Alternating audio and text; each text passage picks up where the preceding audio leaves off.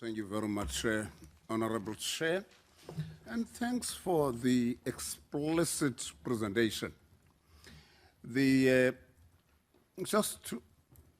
Starting off with the last point, method of land acquisition that you mentioned, conquest. It is with pain to remind South Africans here and now that your grandparents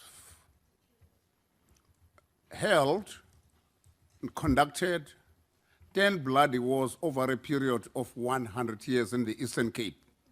At the end of the day, 3 million hectares of land in the Eastern Cape is in white hands, and blacks only own 250,000. That's what you achieved.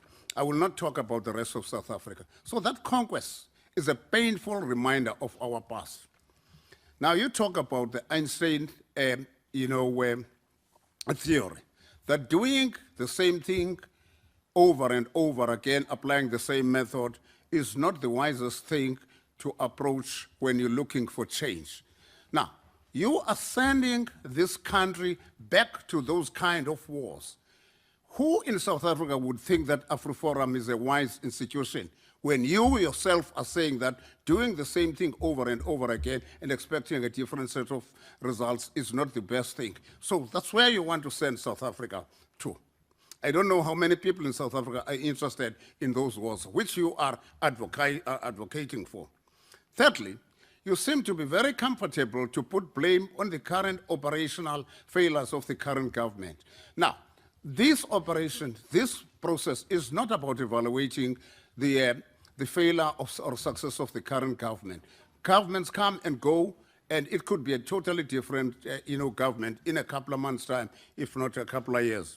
Lastly, Chair, I want to thank this gentleman, powered as he is by the minority AfriForum, for the attitude that he has displayed with those contents. You have hardened our attitude that maybe we don't even need a CODESA. We don't even need a court case. The Constitution has to be amended in a matter of months if we've got such people in the country. And then we can go back to war if need be. That's basically where you have sent me from now onwards. I know there is a member of parliament who said, should this happen, there will be civil war.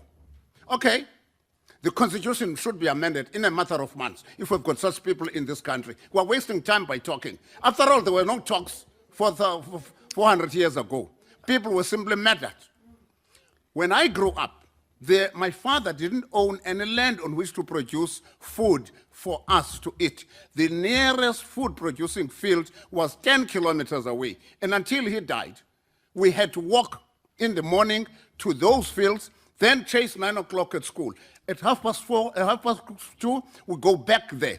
By the end of the day, we're finished because my father had no millet fields on which to. And you want that to be repeated. You have the guts to come to this legislature to tell us that you want that to be repeated.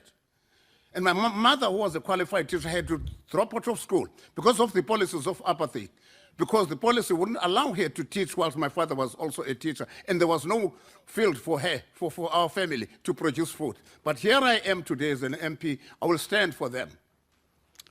Let's go for the amendment of the Constitution. This talk, Honorable Chair, is a waste of time with such characters in South Africa.